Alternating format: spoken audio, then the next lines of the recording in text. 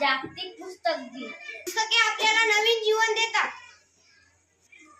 शरीराच्या शर्यतीत हीच गोष्ट साथ देते ती म्हणजे पुस्तके. पुस्तकाशिवाय खऱ्या आत्म्यासारख्या शरीरासाठी आहे. वाचन करा हे ज्ञानाचा खरा झरा. मागून पुस्तक व्हावे नतमस्तक.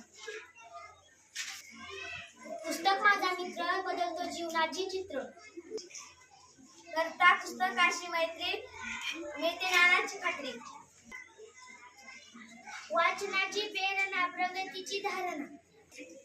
पुस्तक हेच गुरु संगत तयांची धरू.